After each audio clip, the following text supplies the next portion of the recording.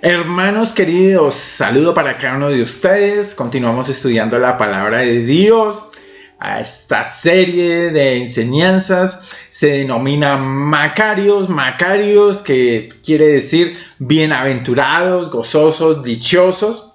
Y hemos venido estudiando cada una de las bienaventuranzas que caracterizan a los ciudadanos del reino de Dios.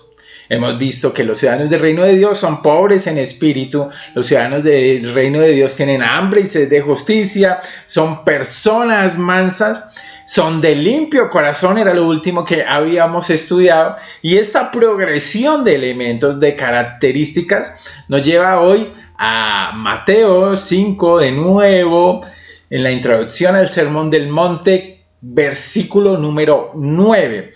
Bienaventurados los pacificadores, porque ellos serán llamados hijos de Dios. La nueva versión internacional, lo describe de esta manera: dichosos los que trabajan por la paz, porque serán llamados hijos de Dios. Entonces, los pobres en espíritu, los que tienen hambre y sed de justicia, los que tienen un corazón limpio, se caracterizan porque son trabajadores por la paz. Están buscando la paz, están buscando la pacificación, pues en un mundo de conflicto como en el que vivimos. Y mis hermanos, quiero que empecemos hablando de lo más general a lo más particular, de lo más teórico a lo más práctico. Y vamos a empezar hablando de la realidad de la paz de Dios. La paz que sobrepasa todo entendimiento, dice la carta a los Filipenses, pero que era el inicio de la creación lleno de relaciones de paz, de pacificación, de equilibrio, de reciprocidad. Y vamos entonces a usar este gráfico acerca de Génesis 1, 2 y 3, llamémoslo así, que nos habla básicamente de 4 relaciones, tal vez puede haber más, pero vamos a estudiar estas 4 relaciones. El hombre creado, Génesis 1:1 dice que en el principio creó Dios los cielos y en el principio creó Dios la tierra. Y había una relación particular y primera y primordial, es que este primer hombre, Adán, tenía una relación de paz con Dios. Dios había provisto al hombre de todo lo necesario.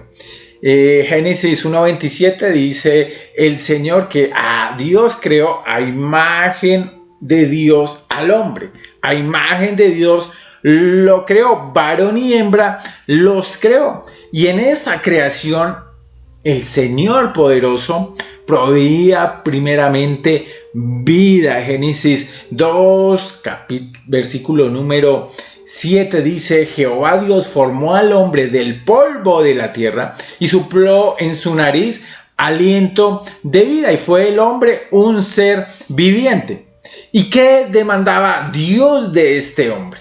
¿Qué quería Dios de este hombre? Capítulo 2, versículo 15 en adelante dice: tomó pues Jehová Dios al hombre y lo puso en el huerto del Edén para que, lo labrara y lo guardase. Y en versículo 16 dice: y mandó Dios al hombre diciendo: de todo árbol del huerto podrás comer, mas del árbol del bien y del mal no comerás, porque el día que de él comieres, ciertamente morirás. Dios había dado una misión al hombre: guardar el huerto, cuidar el huerto, y también había dado una provisión: no comerás del huerto. Entonces Dios demandaba que obediencia del hombre, obediencia. Dios daba vida, el hombre respondía con obediencia y había paz entre ellos, había comunión. Dios dijo que toda esta creación era absolutamente buena, era perfecta, era el ideal de Dios para todos. Hay otra relación también vertical que se desprende de la relación con Dios, y es la relación con la creación. Dios había creado todas las cosas y toda la creación proveía al hombre que recursos, toda semilla del huerto, todo fruto de árbol, todo árbol que producía un fruto excelente. Aún muchos de los animales serían para comida del hombre. Eran buenos para comer y el hombre tenía la posibilidad de nutrirse por medio de ellos y de cumplir su misión. ¿Qué debía al hombre en respuesta a esos recursos? Señorío. Dios era el Señor del hombre, el Señor era puesto como el Señor de la creación. Y su tarea era explotar esos recursos, hacerlos para la gloria de Dios, pero se enseñoreaba sobre esos recursos. También hay unas relaciones horizontales, vamos a ver la primera, y es que el hombre tenía una relación consigo mismo. El hombre poseía un alma que le mostraba quién era él, y Adán sabía primero que él no era Dios.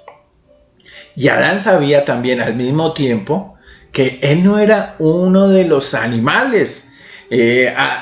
Dice Génesis que se buscó de alguna manera ayuda idónea entre la creación y que se dijo, no, aquí no está la ayuda para Adán. No había otro como Adán, era una creación especial. Entonces su propia alma que le proveía a Adán, identidad. ¿Y qué debía hacer Adán con la identidad? Respondía aceptando quién era.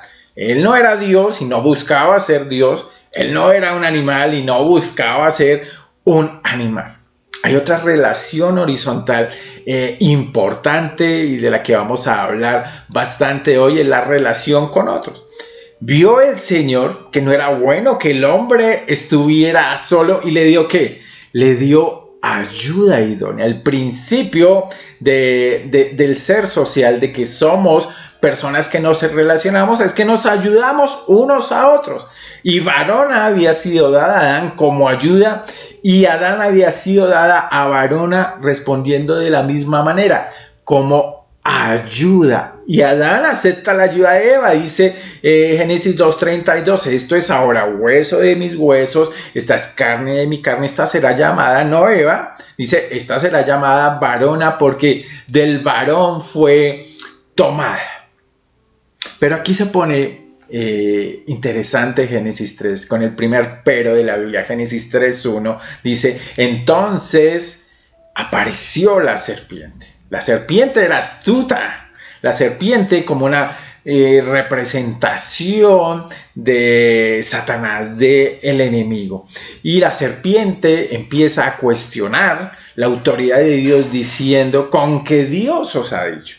Y empieza a poner una semilla de duda, primeramente en la mujer, pero también en el hombre acerca del concepto adecuado de Dios. Dice la serpiente en Génesis 3:4, no moriréis, sino que sabe Dios que el día que comieis de él, del fruto que Dios había dicho que no comieran, serán abiertos vuestros ojos y seréis ¿qué?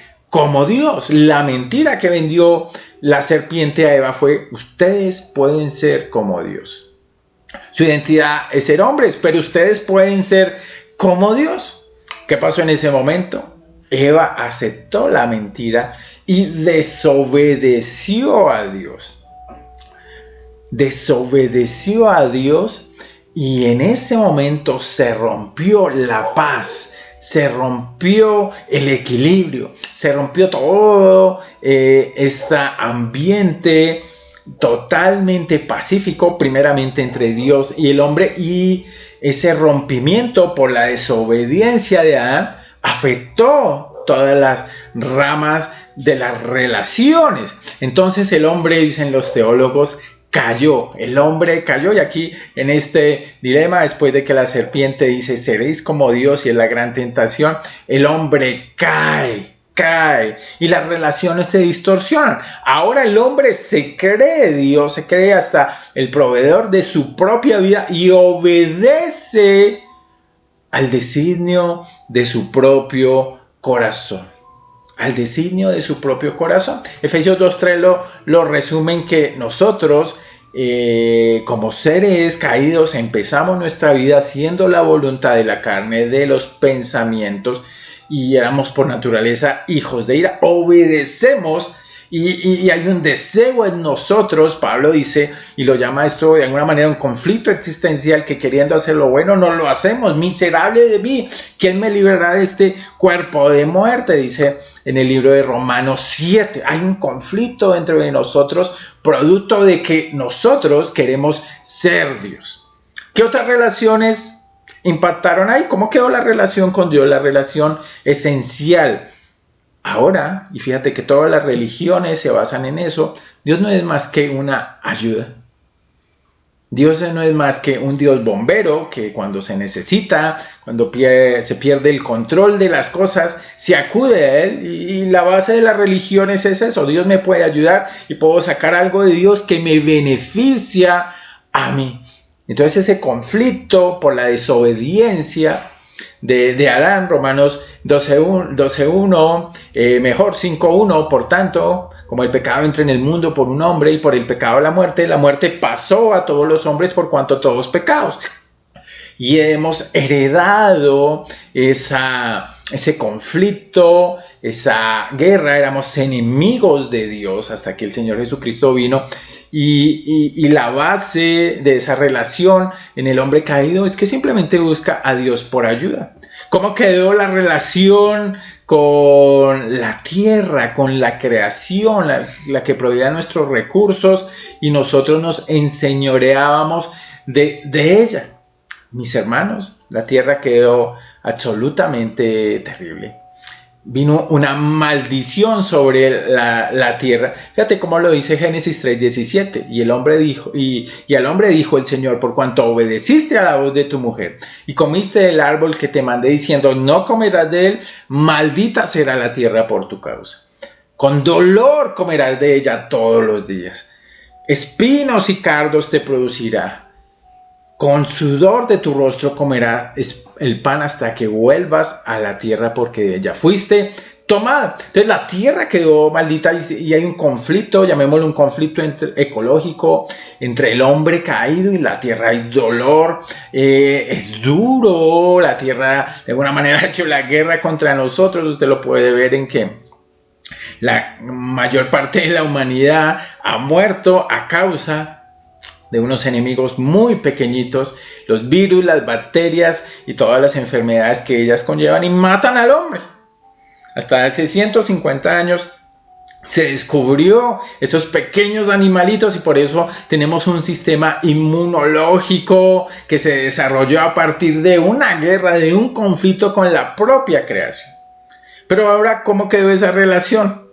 Mis hermanos, en la necedad el hombre ha cambiado la gloria del Dios incorruptible. Romanos 1:21 dice que habiendo conocido a Dios, no le glorificaron como a Dios ni le dieron gracias, sino que se envanecieron en sus razonamientos y su necio corazón fue entenebrecido. Profesando ser sabios, se hicieron necios y cambiaron la gloria del Dios incorruptible por semejanza de imagen de hombre corruptible. Ahora la tierra se ha convertido en el factor que me da identidad. Y muchos creen que, bueno, yo soy solo un animal más en la tierra y soy una acumulación de átomos, de moléculas que simplemente va a la tierra y no tengo ninguna parte espiritual. Soy lo que soy físicamente.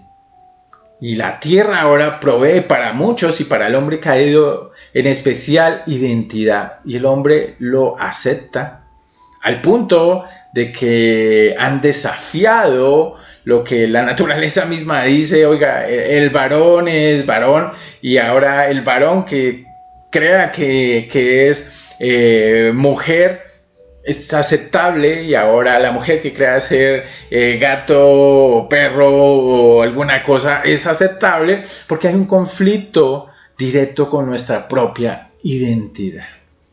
¿Cómo quedó la relación horizontal que teníamos entre nosotros, de ayuda mutua? Mis hermanos, ahora las personas son simplemente, tal vez para el hombre caído, recursos. recursos, ¿qué puedo sacar de esa persona? ¿Qué puede aportar a mi vida? ¿Qué me puede dar? Aún en las relaciones matrimoniales lo podemos ver. Muchas personas tienen conflictos alrededor de que la persona no me satisface, no me da lo que necesito. Hay incompatibilidad, que es un mito porque la persona no me hace feliz, porque la persona, muchos piensan, está ahí para hacerme feliz, para darme todo para que yo sea feliz, para que yo sea completo, y nos enseñoreamos ahora de las personas y las tratamos en todos los ámbitos familiares, laborales, y muchas de las guerras se han producido por esas injusticias de que el hombre quiere apoderarse del hombre y esclavizar al hombre y sacar todos los recursos que pueda de él. Entonces el panorama ahora es totalmente de conflicto con Dios, conflicto conmigo mismo, conflicto con la naturaleza, conflicto con los otros. ¿Qué podemos hacer? Lo que la Biblia dice es: nada puedes hacer, nada en tus propias manos. Se necesitaba la mano de Dios que interviniera para que estos conflictos, y aquí en Génesis 3 ya veíamos de alguna manera la clara disposición de Dios a que esto cambiara, a que esto volviera a ser como antes, restaurar la paz, y aún mucho mejor que antes. Y eso solo en el plan perfecto de Dios tenía que ser posible a través de alguien que se hiciera como nosotros, excepto en pecado, que sufriera nuestros dolores, que pudiera compadecerse con nosotros y que pudiera obedecer de la manera que no lo hemos hecho. Y ese, sin lugar a dudas, es Jesucristo. Jesucristo se hace como uno de nosotros, se pone en esa posición de caído, de condenado, y toda el acta de decretos que había en contra de nosotros, dice Colosenses, fue puesta sobre él. Él fue hecho maldito, el que no conoció pecado, por nosotros Dios lo hizo pecado para que fuésemos hechos justicia de Dios en él. Segunda a los Corintios capítulo 5 versículo 21. Y fue a través de él. Veamos que en Romanos 5, 19, que asimismo que por la desobediencia de un hombre, los muchos fueron constituidos pecadores, así también por la obediencia de uno, Jesucristo, los muchos serán constituidos justos. Y entonces todas estas relaciones ahora se pueden restaurar, volver en un sentido a como eran en el principio, y ahora la paz ha sido hecha con el Señor. Justificados pues por la fe, tenemos paz para con Dios. ¿Por medio de quién? Del Señor Jesucristo y su obra perfecta en su cruz. Ante todo, de su obediencia que nos ha sido puesta. Ahora el Señor nos ve como realmente obedientes y por eso somos justificados. Y estamos en todo ese proceso de que todas las cosas estén siendo separadas y santificadas para el Señor. Mi propia relación conmigo mismo, ahora puedo tener una identidad clara por la palabra de Dios. ¿De quién soy yo? Soy un hijo de Dios, rescatado de la esclavitud del pecador para el servicio al Señor. Puedo tener una buena relación con la creación. He sido puesto para señorear la creación, para cuidarla, para respetarla, para que ella me aporte y yo pueda de alguna manera administrarla. Esa es mi misión en el ámbito que Dios me ha puesto. Y ante todo he sido ahora puesto que como ayuda. Esa vida que ahora el Señor me provee es vida eterna. Juan capítulo 5 versículo 24 dice: el que oye mi palabra y cree al que me envió tiene vida eterna y no vendrá condenación, mas ha pasado de muerte a vida, y esa vida es en abundancia.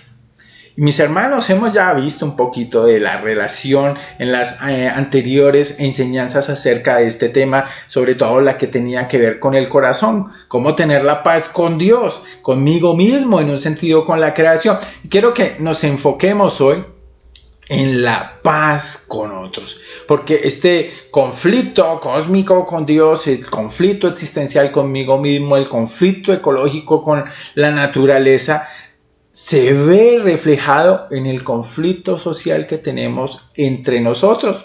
¿Por qué? una de las cosas con que más luchamos es precisamente con el conflicto. ¿Y qué es el conflicto? El conflicto básicamente es una diferencia de opinión, una diferencia de propósito que frustra nuestras metas, nuestros deseos y crea una barrera entre mi persona y la otra persona. Y empezamos y se manifiesta de diversas maneras: peleas, pleitos, mala relación, todo lo que usted pueda conocer y pensar que produce aún las guerras entre las naciones, las guerras entre los pueblos, está siendo producto de esa diferencia de opinión. Claro, somos todos diferentes, pero podemos manejar nuestras opiniones para que simplemente sean desacuerdos. Yo pienso A, tú piensas B, pero podemos ser amigos, podemos hacer amistad, tener una relación a pesar de nuestras diferencias, pero el origen de nuestro conflicto, dice Santiago 4:1, es el que produce todas estas guerras. ¿Saben por qué hay guerras y pleitos entre ustedes?, dice Santiago. Pues porque no saben dominar su egoísmo y su maldad. Son tan envidiosos que quisieran tenerlo todo, y cuando no lo pueden conseguir son capaces hasta de pelear, hasta de matar, hasta de promover la guerra. Pero ni así pueden conseguir lo que quieren. Ustedes no tienen porque no se lo piden a Dios. Entonces, fíjate, es el corazón del hombre de donde salen todas las malas cosas: la mentira, la ira, la ofensa. Lo que expresa en esas palabras esa maldad en el corazón, ese egoísmo. Porque ¿qué? La relación con nosotros mismos puede estar mal y queremos ser Dios. Queremos que todo se haga de la manera que nosotros pensamos que está bien. Que todo se haga conforme yo lo quiero. Que todo se haga para mi satisfacción. Y esa maldad, ese egoísmo, mis hermanos, llega hasta las expresiones de pelear, de matar, de hacer la guerra, de impulsar el conflicto, hasta de aplastar al otro con tal de que mis deseos y mi obediencia a mí mismo sean complacidos. Santiago lo diagnostica muy bien. El llamado entonces del creyente es ¿a qué? A que ahora que hemos hecho la paz con Dios, que usted está haciendo la paz con usted mismo, pueda hacer la paz con el otro y pueda trabajar por la paz. Y quiero que sigamos este texto de Primera de Corintios, donde en Corintios, que es una iglesia llena de conflictos, hay conflictos por divisiones en la iglesia, inmoralidad sexual, problemas matrimoniales, problemas en el culto, problemas de hermanos que demandaban a otros hermanos, toda una serie de cosas, y un conflicto bien importante es un conflicto alrededor de la libertad cristiana. ¿Hasta dónde me llega mi libertad en Cristo en relación con mi hermano, por ejemplo? Y tenemos conflicto porque pensamos diferentes. Unos pensaban que se podía comer carne ofrecida a los ídolos, otros pensaban que no, que era un pecado. Y Pablo llega aquí a una conclusión que nos va a servir de base para pensar en este tema. Dice 1 Corintios 10:31 en adelante: en conclusión, ya sea que ustedes coman o beban o hagan cualquier otra cosa, háganlo todo para la gloria de Dios. No hagan tropezar a nadie, ni a judíos, ni a gentiles, ni a la iglesia de Dios. Hagan como yo, que procuro agradar a todos en todo. No busco mis propios intereses, sino los de los demás, para que sean salvos. 11:1. Imítenme a mí como yo imito a Cristo. Y mis hermanos, la realidad de estos versículos nos ayuda a comprender el propósito para que nosotros trabajemos por la paz, y tiene que ver mucho con el título de este mensaje: trabajando por la paz. ¿Para qué? Esa es la pregunta. ¿Para qué trabajar por la paz? Y vamos a verlo en 3 secciones. La primera, para exaltar la gloria de Dios, trabajamos por la paz. La segunda, para ayudar a otros, trabajamos por la paz. Y la tercera, para que cada uno de nosotros pueda crecer a la imagen del Señor Jesucristo. Y quiero que empecemos mirando de nuevo ahí 1 Corintios 10:31. Para la gloria de Dios estamos puestos para trabajar por la paz. Pablo les dice a todos los que tenían conflicto en Corintio, en conclusión, miren, ya sea que ustedes coman o beban, dos tareas cotidianas y básicas del hombre, o hagan cualquier otra cosa, aún caer en un conflicto, que todos caemos, querámoslo o no, hagámoslo todo para la gloria de Dios, en especial que manejar el conflicto. Tiene como propósito la gloria de Dios primeramente, que el nombre de Dios sea exaltado, sea reconocido, sea famoso entre los hombres en cómo manejamos cada uno de nosotros el conflicto. Porque el conflicto, cuando no se maneja, cuando se deja ahí, mi hermano, sin lugar a dudas, obstaculiza nuestra relación con Dios. El Señor pregunta aquí en la primera carta de Juan 4:20. Si alguno dice yo amo a Dios, pero aborrece a su hermano, ¿qué es? Es un mentiroso. Pues el que no ama a su hermano, a quien ha visto, ¿cómo puede amar a Dios a quien no ha visto? Hermano, la relación con Dios se ve de alguna manera afectada cuando yo tengo un conflicto con alguien y no estoy buscando reconciliar, no estoy buscando resolverlo, no estoy buscando solucionarlo, sino he permitido que ese conflicto se quede en el tiempo ahí. Tengo una barrera con esa persona, tal vez en la iglesia, tal vez en mi familia, tal vez sea en mi relación matrimonial, en mi trabajo, en mi campo de estudio, de universidad, colegio. Si no manejo el conflicto adecuadamente, eso sin lugar a dudas obstaculiza mi adoración y mi relación con Dios. ¿Cómo podré presentarme delante del Señor cuando tengo algo contra mi hermano o contra mi hermana o aún contra un incrédulo, mi vecino o mi vecina? Hermano, atención con eso.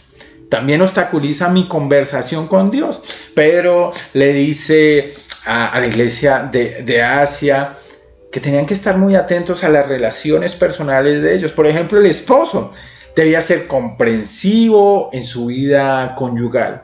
Debía tratar a su esposa con respeto, sabiendo que ella era de un diseño mucho más fino, más perfecto, algo sí quiere decir vaso frágil, era delicada, no de menos valor ni mucho menos fuerte, por el contrario, tenía un diseño especial, refinado, y además ambos eran coherederos del grato don de la vida espiritual en este caso. ¿Y qué pasaba en la iglesia de Asia? Pues que los esposos no estaban tratando adecuadamente a sus esposas, la estaban tratando ásperamente, no estaban tal vez manejando el conflicto y eso estorbaba las oraciones. Igual, ¿cómo puedo orar al Padre espiritual de mi esposa? ¿Cómo puedo orar al Padre celestial cuando estoy tratando mal a su hija? ¿Cómo puedo orar al Padre cuando soy áspero, poco comprensivo con la persona que el Dios poderoso ama tanto que hasta su propio hijo dio por ella? Es coheredera como yo. ¿Cómo puede ser esa conversación con Dios no afectada por eso? Es un obstáculo. Y finalmente, un obstáculo para mi ofrenda para Dios. El Señor Jesucristo, acá en el Sermón del Monte también nos lo ratifica. Oye, si presentas tu ofrenda en el altar del templo y de pronto recuerdas que alguien tiene algo contra ti, el Señor es muy claro. Deja tu ofrenda allí en el altar, anda y reconcíliate con esa persona. Luego vienes y presentas tu ofrenda, Mateo 5, 23 y 24. Mi hermano, hablando de la ofrenda, como todo, cualquier cosa, cualquier actividad, cualquier esfuerzo, cualquier trabajo que yo vengo a presentar delante de Dios, queda totalmente inhabilitada. Se vuelve una hipocresía total si tengo conflicto con alguien y vengo delante de Dios a decir, mira, esto es para ti, pero tal vez ofendido a mis padres, a mi familia, a mi esposa, tengo algo contra algún hermano. Eso obstaculiza totalmente el sacrificio agradable que debería ser para el honor y la gloria de Dios. Entonces el Señor aquí en el libro de Corintios nos da la pausa. ¿Cómo vamos la gloria a Dios? Pablo dice, no hagan tropezar a nadie, ni a judíos, ni a gentiles, ni a la iglesia de Dios. El creyente en Corintio debía tener claro que daba la gloria de Dios teniendo diligencia en no hacer tropezar a nadie. Y tropezar a alguien empieza por tener un muro entre los dos, por no tener una buena relación, por dejar que un conflicto avance de tal manera que se vuelva una guerra entre los dos, aún en el propio corazón. Y eso tiene que ver no solamente con las peleas físicas, sino también con no apropiarse y ser diligente en solucionar el conflicto. Quiero compartirle esta diapositiva que se llama La Loma Resbaladiza, que básicamente nos ilustra 3 respuestas al conflicto. La respuesta de simular la paz, respuestas de escape, de fingir la paz ahí en azul, y otras 2 que vamos a ver en adelante. Quiero que empecemos concentrándonos en esta, la respuesta del ángulo azul. Las respuestas de escape, que a veces son muy características entre nosotros. Queremos escapar del conflicto y a veces empezamos escapando del conflicto, negando el conflicto, simulando la paz, fingiendo que no pasa absolutamente nada. Fingimos que no pasa nada. Acuérdese de Elí, allá en el primer libro de Samuel, capítulo 2, como un hombre tenía 2 hijos sacerdotes y él no había sido estorbo para ellos, había negado que hubiera un conflicto entre él y ellos, y por años se negó, y ese conflicto terminó totalmente en tragedia. Mi hermano, negar el conflicto, y negamos el conflicto cuando el conflicto ha creado un muro entre mi hermano o entre mi prójimo y yo simplemente me hago el de la vista gorda, en que no pasa absolutamente nada, no hay necesidad de hablar, no hay necesidad de hacer algo, se convierte simplemente en una guerra fría. Y se deja avanzar el conflicto con un mito que muchos pensamos que es verdad, pero es totalmente mentira. El tiempo lo cura todo. Y mis hermanos, una herida abierta que con el tiempo no se trata, no tiene sobre sí mismo un diagnóstico y un tratamiento adecuado, con el tiempo simplemente tal vez se va a infectar, se va a gangrenar y tal vez la persona tenga que cortar ese brazo, cortar esa pierna o esperar simplemente morir porque se negó a tratar una herida que tal vez era pequeña, que tal vez con ciertos medicamentos y antibióticos era muy fácil de controlar, pero que la dejó crecer hasta que se volvió muy grave. Otra manera de reaccionar es simplemente huir. Huimos del conflicto. Adán es el ejemplo perfecto. Él se escondió cuando el Señor lo estaba buscando, cuando quería hablar sobre el conflicto que había generado su desobediencia. El Señor le pregunta a Adán, ¿por qué te escondes? Y él dice, tengo miedo, no quiero afrontar el conflicto. Otro ejemplo perfecto es el de Jonás. No quiere obedecer al Señor para ir a predicar donde el Señor lo está mandando y simplemente piensa que puede huir de Dios y huye.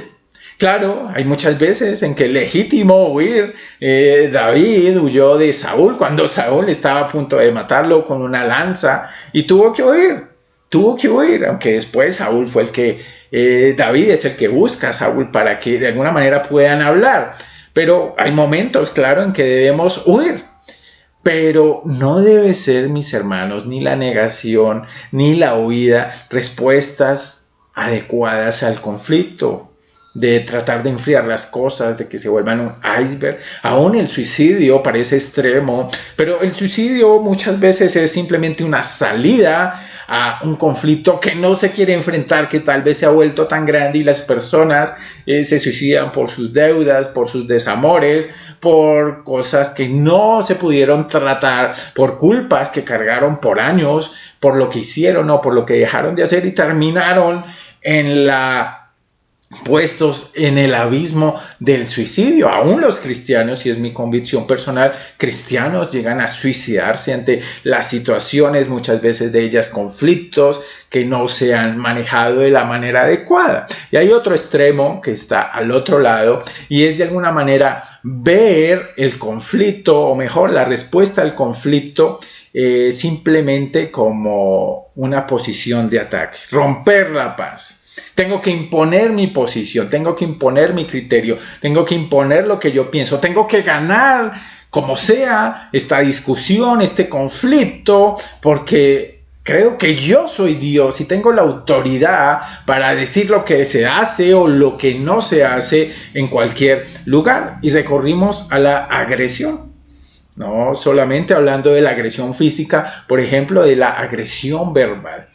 Queremos manipular al otro, queremos asustar al otro, queremos que con nuestro tono de voz, con nuestras palabras hirientes, y usamos a veces palabras maliciosas, llenas de ira, llenas de alguna manera de orgullo, para aminorar al otro, para humillar al otro y para mostrarle quién soy yo y quién no es él. Y lo agredimos. A tal punto que podemos llegar hasta el litigio. Y el litigio no solamente se trata de hacer una demanda ante las autoridades o de denunciar cierto comportamiento de la otra persona. Simplemente empieza cuando yo empiezo, simplemente comienza mejor cuando estoy buscando que otros empiecen a juzgar a esa persona por lo que me ha hecho. Empiezo a chismear, a calumniar, a poner en la boca de muchos lo que esa persona, tal vez la manera que me ha ofendido, y distorsiono y digo mi versión de los asuntos para que yo sea apoyado y yo sea considerado una víctima y las personas juzguen a esa persona. Y son respuestas de ataque que, mis hermanos, lo que muchas veces hacen es encender más el conflicto, la pelea, la guerra. Hasta tal punto puede llegar, y parece extremo que hablemos entre creyentes, de asesinato. Pero el Señor es muy claro. Oíste que fue dicho, no matarás. Pero yo te digo que si tienes algo en el corazón de odio por tu hermano, si tienes en tu corazón ese hermano totalmente aminorado, piensas que es un tonto, que es una persona que no tiene valor, lo estás matando en tu propio corazón y eres culpable delante del Señor de asesinato. Entonces mira que estos dos extremos, y vemos el ejemplo perfecto en Esteban, vemos el ejemplo perfecto en el Señor Jesucristo, que fueron asesinados. ¿Por qué? Por personas que no manejaron el conflicto que tenían con ellos. Tantos en el Antiguo Testamento, nos dice Hebreos 11, que fueron asesinados por predicar la verdad, la palabra de Dios. Hasta ese punto llega el conflicto y las respuestas de escape o de ataque para fingir la paz o para romper la paz. Y mis hermanos, esto de ninguna manera da la gloria a Dios. Es totalmente contraproducente, obstaculiza nuestra relación, obstaculiza el crecimiento de otros, obstaculiza la ayuda que el Señor me pide a mí que dé a otros, obstaculiza mi propio crecimiento en la imagen del Señor Jesucristo, estar en uno de estos dos extremos de la loma resbaladiza. ¿Para qué? Entonces vamos a ver como segundo punto, ¿para qué trabajo por la paz? El principio es para ayudar a otros. Aquí Pablo nos lo muestra, dice, hagan como yo. Él se pone de ejemplo. ¿Qué haces, Pablo? Procuro agradar a todos en todo. No busco mis propios intereses, sino los de los demás para que sean salvos.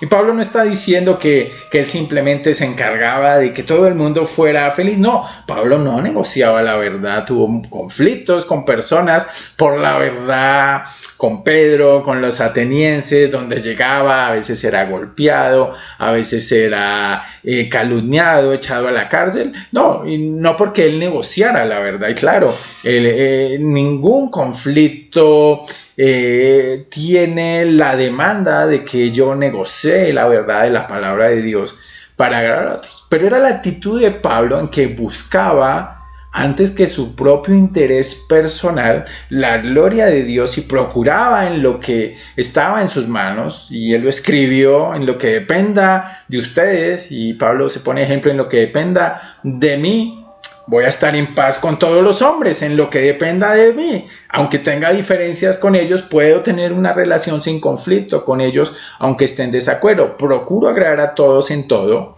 porque Pablo dice: no busco mi propio interés, sino los de los demás, con un propósito: que esas personas o conozcan al Señor, o que el evangelio que ellos ya tienen, hablando de hermanos, esté edificado por lo que yo hago en la vida de ellos. Y ahí hay un propósito doble: que otros conozcan al Señor o sigan creciendo en el camino de santidad por mi manera de manejar el conflicto. Y volvemos a la loma resbaladiza para mirar la parte de arriba. Hay varios procesos ahí.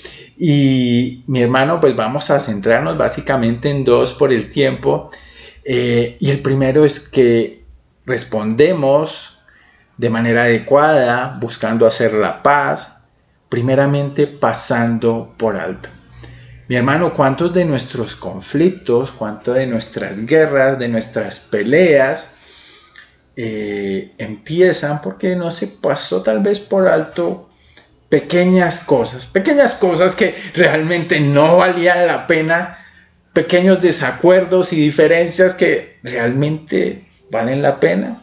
En un mundo hipersensible que se ofende por todo, mis hermanos, hemos sido contaminados de esa actitud. Y lo que nos pide el Señor es: bueno, ¿por qué no pasas por alto cosas que te ofenden a ti, que no te gustan, y simplemente no permites que esas cosas se vuelvan conflicto? Claro, hay que tener gran sabiduría en esto, una herramienta, fíjate, y es una herramienta que sirve mucho, como este hombre solo que sirve, y son esas partes en la Biblia que son sumamente prácticas y que debemos memorizar y tener en la mente para responder, en este caso, en pasar por alto. Pablo le dice a Timoteo: desecha las cuestiones necias e insensatas, sabiendo que engendran contiendas. Hay muchas cosas y la gran mayoría de los conflictos empiezan por esas pequeñas cositas que simplemente no se pasan por alto.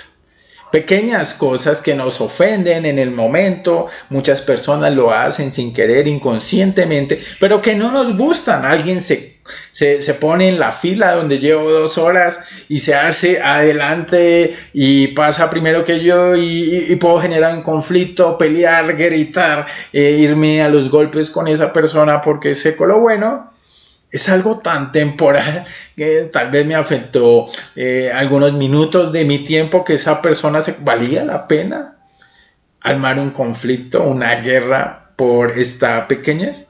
Y si analizamos, muchos de nuestros conflictos, como le digo, empiezan ahí. La regla de oro nos sirve mucho para eso, mis hermanos. Haga a los demás todo lo que quiera que hagan a usted. Dice el Señor que esa es la esencia de todo lo que enseña la ley, de todo lo que enseñan los profetas: la reciprocidad. Si buscamos, mis hermanos, ser pacientes, dice Colosenses que soportémonos los unos a los otros, dice Efesios, soportémonos los unos a los otros, dice Tesalonicenses, soportémonos.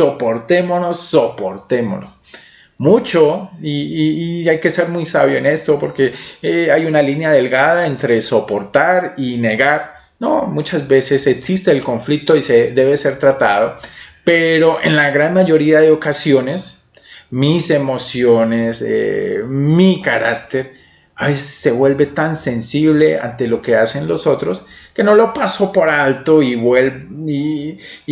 pequeñas tormentas en un vaso de agua me caracterizan a mí, y soy conocido por una persona que por todo reacciona, por todo tal vez se queja, hace mala cara, hace reclamos, y muchas veces de mala manera. Entonces el principio es: usted quisiera que tantas cosas que usted hace que ofenden a los demás fueran pasadas por alto, que no se volviera un problema.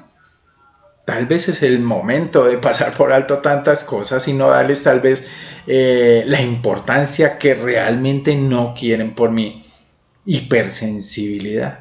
Pasar por alto es una buena herramienta que nos da hoy el Señor. Pero allí mismo, arriba, hay otra muy importante que vamos a tratar más puntualmente, la reconciliación. ¿Cómo sé cuándo no debo pasar por alto algo? Primero, cuando lo que está haciendo esa persona no es para la gloria de Dios. Cuando lo que hace esa persona o lo que hago yo mismo ha creado una barrera, tal vez lo puedo evaluar en que me cuesta verme con esa persona, me cuesta hablar con esa persona, me cuesta sentirme agradado con esa persona, es difícil para mí y ya no es satisfactorio poder estar relacionado con esa persona. Y esa va a ser la alarma. Esa persona ha creado un conflicto, yo mismo lo he creado y es necesario hablar. Tal vez pasó algo, tal vez hubo una ofensa, tal vez hubo una mala palabra, tal vez hubo un hecho difícil que me afectó de alguna manera. Lo que me dice el Señor en esta mañana es reconcíliese con esa persona, busque la reconciliación. Yo quiero darle, y fíjese que venimos de lo más general a lo más práctico, cosas muy prácticas alrededor de la reconciliación y es como podemos apuntar a la reconciliación. Hay tal vez unos pasos que nos puedan servir de guía. Y lo primero que debemos mirar ahí es que usted, y solo usted, debe tomar la iniciativa. No espere que el otro tome la iniciativa. De nuevo, si presentas tu ofrenda en el altar, tienes algo contra tu hermano tiene algo contra ti, deja tu ofrenda e inmediatamente reconcíliate, busca la reconciliación con ese hermano. El diálogo es una herramienta fundamental, aunque en todo esto lo que nos sugiere la palabra de Dios es que usted piense muy bien antes de construir un edificio, antes de ir a la guerra. Suena paradójico, pero antes de ir a la guerra, pues debemos mirar todo lo que vamos a hacer, la estrategia que vamos a tomar, todos los recursos que necesitamos, porque tal vez tener un encuentro con alguien para hablar sobre el manejo de un conflicto, mi hermano debe tener una planeación. ¿Por qué no lo hacemos? Porque mis hermanos cuesta dinero, tiempo, cuesta que me despoje de estar a la defensiva, de estar distante, de exigir. Y más bien, algo que nos cuesta mucho es presentarnos vulnerables emocionalmente. Tenemos miedo tal vez de ser rechazados, de que aún el conflicto se pueda volver más tremendo, más difícil. Pero la promesa del Señor es que el Señor no nos ha dado espíritu de cobardía. Por el espíritu podemos ir con poder, con amor y con dominio propio, porque ese amor más grande pues vence el temor que podamos tener, porque amo a Dios y amo a mi hermano y amo a mi prójimo y amo a mi familia, puedo ir y tomar la iniciativa. Y eso va a significar, mi hermano, escoger un tiempo correcto, escoger un lugar correcto, escoger un ámbito correcto emocional donde usted pueda estar tranquilo, donde usted pueda pensar que esa persona puede estar tranquila, que podemos hablar y en ese lugar puede tal vez emocionarse, tal vez llorar, tal vez orar y ante todo ir con una actitud positiva de precisamente eso, de reconciliación. Esa actitud va a ser fundamental para lo que usted está buscando, la gloria de Dios y ayudar a otros. Y empiece, mi hermano, confesando su parte en el conflicto. Y eso también tiene una preparación, una preproducción. ¿Por qué? Dice el Señor. Te pones a mirar la astilla que tiene tu hermano en el ojo y no te fijas en el tronco que tú tienes en el tuyo. Y eso va a ser muy importante porque en general en los conflictos, aunque nos podemos sentir las víctimas, los ofendidos, Es muy posible, y en la mayoría de conflictos pasa que yo tengo parte en el conflicto, en un porcentaje mayor o menor, tengo que ver con el conflicto. Tal vez no lo he iniciado, pero lo he alimentado. Tal vez mi negligencia en buscar la reconciliación ha sido parte de eso. Y tal vez literalmente he pecado también contra el otro con una palabra, con una acción, con una actitud ante el conflicto, y tal vez la mejor manera de llegar y presentarme delante del Señor y delante de otro es decir, mira, he hecho mal, he ofendido, te he ofendido en esto, no manejé esto de la mejor manera. Y fíjate que ya entramos con un corazón y una actitud humilde de reconocer, yo hago parte de este conflicto, he también hecho la guerra, he también peleado de una manera u otra, y eso sin lugar a dudas va a llegar en oración al revisar mi propio corazón delante de esa persona y de ese conflicto. Tercero, mi hermano, imprescindible, escuche al otro. Escuche la versión del otro, escuche lo que el otro está sintiendo. Somos rápidos en defendernos, en decir pero, en explicarnos, en justificarnos. Santiago nos da la clave. Mis hermanos deben ser rápidos en escuchar, lentos para hablar, lentos para enojarse. Tenemos que hacerlo de la manera que el Señor nos lo manda. Escuche a otro. Siéntese y pídale al Señor la capacidad y el dominio propio de no emitir palabra mientras el otro habla. No se defienda. No busque justificarse. Deje que el otro hable, que desahogue todo lo que hay en su corazón. Y no alimente tal vez una actitud de pelea, sino ante todo una actitud positiva de reconciliación. Lo cuarto es, después de escuchar al otro, trate de pensar y de ponerse en los zapatos del otro. Tal vez en los zapatos llenos de piedras del otro. Considere la perspectiva de otro. Mis hermanos, es tan difícil tener compasión.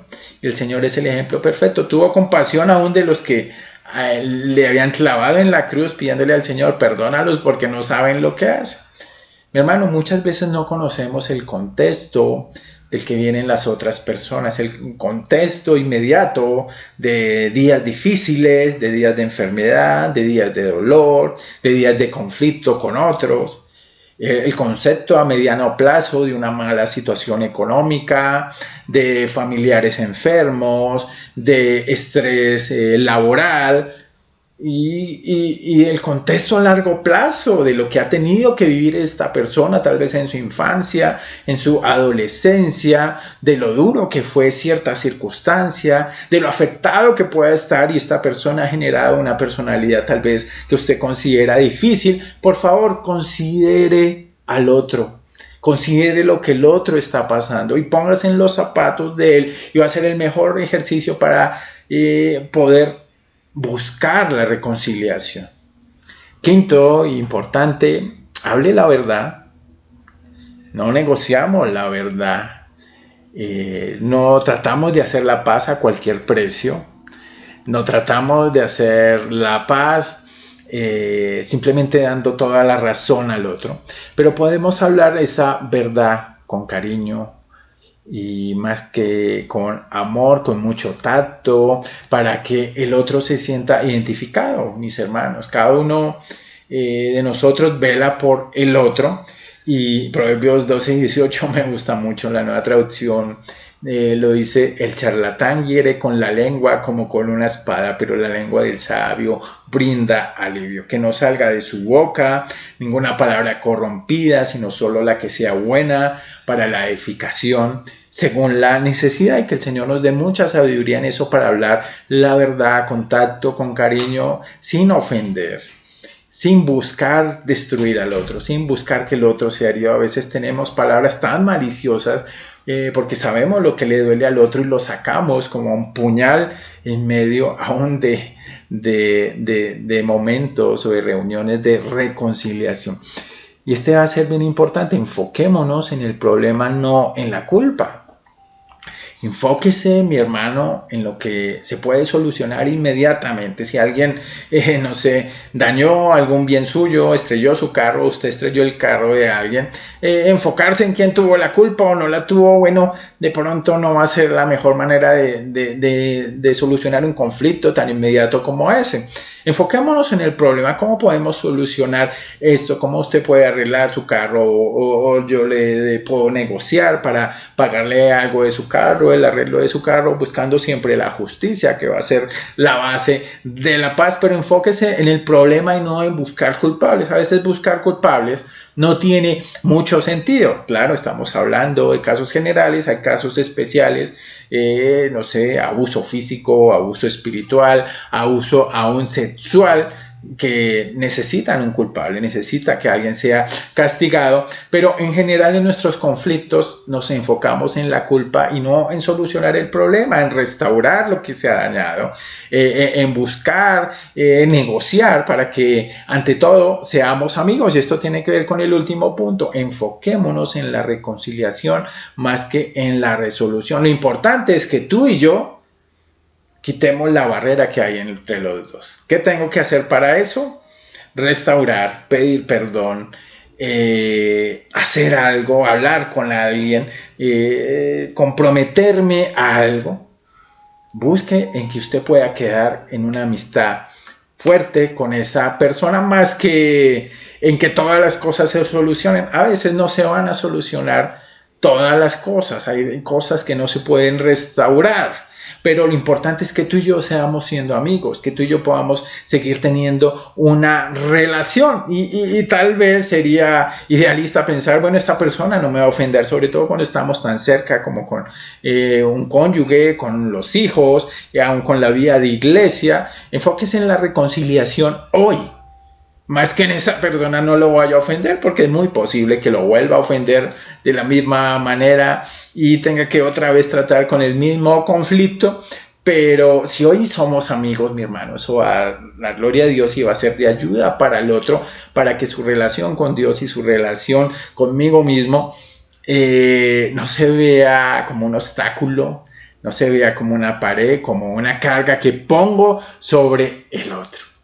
Y todas estas nos ayudan, pero tenemos que pedir mucha sabiduría al Señor, porque buscamos finalmente que lo ideal sería que podamos comprometernos en un perdón reconciliador. Primero, que no me detiene en este incidente, de que puedo continuar adelante, de que puedo seguir. Segundo, de que no se volverá a mencionar este incidente para usarlo contra alguien, en un conflicto futuro o en una conversación con otra persona. No hablaré a otros acerca de este incidente porque no vale la pena. Mi responsabilidad es guardar la reputación de esa persona, la irreprensibilidad de esa persona. Y si alguien me pregunta por esa persona, ¿qué diré? Bueno, es mi hermano, es mi amigo, es mi vecino, pensamos diferente, pero somos amigos, tenemos una relación buena. No vale la pena o no le interesa a nadie que tuvimos un incidente tal vez en el pasado, un conflicto, una mala relación, y finalmente no dejará que este incidente se interponga entre nosotros o entorpezca nuestra relación personal. Claro, todo tiene que ser visto, cada conflicto es un universo diferente, pero en general podemos llegar a que los conflictos no nos separen. Tal vez en algún momento nos tendrán que llegar a separar. Y tal vez cuando no encontremos una reconciliación, lo que buscaremos es que Mateo 18 nos dice, si tienes algo contra tu hermano, búscalo, reconcíliate con él. Pero si no pueden llegar al momento de la reconciliación, sigue otro paso adelante. Busca un mediador.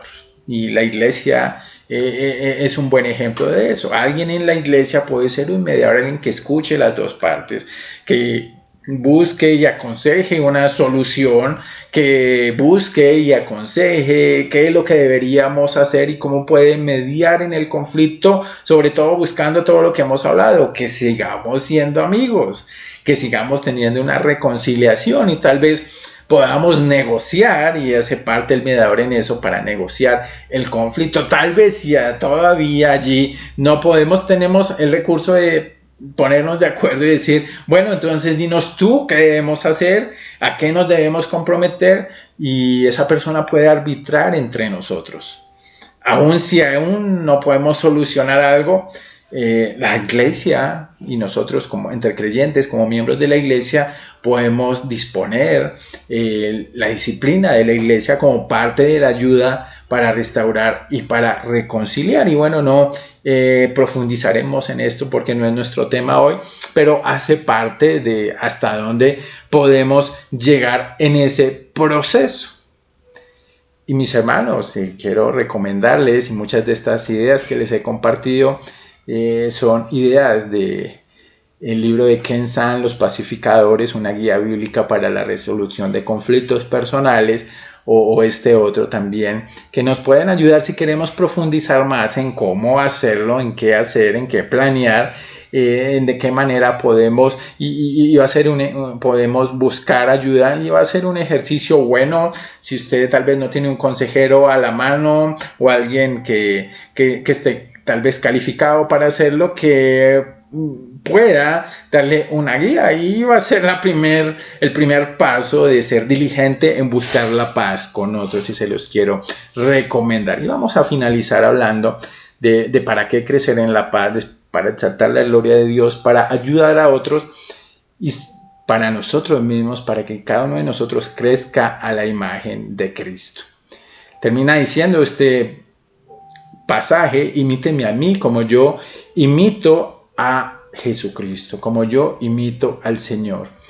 Y mis hermanos, el ejemplo perfecto es el del Señor. Por tanto, imiten a Dios en todo lo que hagan, porque ustedes son sus hijos queridos. Vivan una vida llena de amor, siguiendo el ejemplo de Cristo, que ¿qué hizo? Nos amó, se ofreció a sí mismo como sacrificio por nosotros, como aroma agradable a Dios. Imitemos al Señor. El carácter del Señor es imitable, no en nuestra carne, sino en el poder del Espíritu Santo. Filipenses 2:3-5, ya lo habíamos dicho. No hagan nada por orgullo, no hagan nada por pelear, hagan con humildad, vean a los demás como mejores a ustedes mismos. Nadie busque el bien solo para sí mismo, sino para todos. Tengan la misma manera de pensar que tuvo Jesucristo. Y mis queridos, si evaluamos todas estas cosas de las que hemos hablado, alguien puede decir, bueno, suena muy lindo, pero es imposible para mí. Y estoy de acuerdo con usted. Estas cosas son imposibles, son sobrenaturales, son al mismo tiempo antinaturales, no es lo que sale de nuestro corazón. Eso de humildad, eso de buscar al otro, eso de tratar de arreglar el conflicto. Mis hermanos, pero si la vida cristiana, sin lugar a dudas, la viéramos hipotéticamente y el arreglo de los conflictos nos pidiera el Señor o lo comparara con jugar fútbol, el Señor nos estaría pidiendo jueguen como Messi. No jueguen como de alguna manera un amateur, un semiprofesional. Jueguen como el mejor, tal vez para muchos, jugador del mundo. ¿Y qué necesitamos para jugar como Messi? Bueno, le tengo malas noticias. Tal vez usted pueda tener el uniforme del Barcelona y entrenar muy duro todos los días y tener los recursos para conseguir los mejores preparadores físicos, los mejores estrategas, los mejores entrenadores de fútbol, pero eso no lo va a hacer jugar como Messi. Eso no lo va a hacer jugar como Messi. Dios le ha dado a este hombre un don, lo veo yo así, en su mente, para jugar de la manera que lo hace. ¿Qué necesita usted? Hipotéticamente, mi hermano, usted necesitaría que Messi se metiera dentro de usted y que él fuera el que jugara por usted. Así usted podría jugar como Messi. Mis hermanos, la vida cristiana se trata de eso. El Señor dice que Cristo mora en nosotros, que podemos ser llenos del Espíritu Santo, totalmente controlados por el Espíritu para responder y producir frutos sobrenaturales, no de nuestra propia carne, ni siquiera de nuestro propio esfuerzo por hacer estas cosas. Es el Señor en nosotros. Pablo lo dice claramente. Oiga, con Cristo he sido crucificado y ya no juego yo. Miremoslo así, ya no juego yo, ya no vivo yo, sino que Cristo vive en mí. Y la vida que ahora vivo en la carne, la vivo por la fe en el Hijo de Dios, el cual me amó y se entregó a sí mismo por mí. Lo que ahora vivo, lo que ahora juego, y en este punto fundamental de buscar la reconciliación con otros, de buscar ser pacificadores y trabajar por la paz, Cristo es el que hace la paz dentro de mí con los otros. Y es el carácter de Cristo manifestado. Claro, buscamos imitar al Señor, pero imitar al Señor no simplemente tiene que ver con hacer ciertas cosas, tiene que ver con tener una relación con Él y utilizar las disciplinas espirituales, la oración, el estudio de la Biblia, la memorización, la comunión con la iglesia, para dejar que Cristo actúe en medio de mí. Y esa era la conclusión, mis hermanos, fundamental de lo que estamos hablando hoy. Trabajar la paz, ¿para qué? Bueno, para la gloria de Dios, para que podamos ayudar a otros en su crecimiento y para que nosotros, y en medio de los conflictos que son oportunidades para todas estas cosas, para que nosotros crezcamos a la imagen del Señor Jesucristo. Mis queridos hermanos, ha sido hermoso poder compartir este tiempo con cada uno de ustedes, que el Señor nos continúe llevando por la senda de la paz y de ser cada uno de nosotros embajadores, representantes, trabajadores por la paz en nuestros diferentes ámbitos. Un abrazo para todos, feliz día, bendiciones, chao.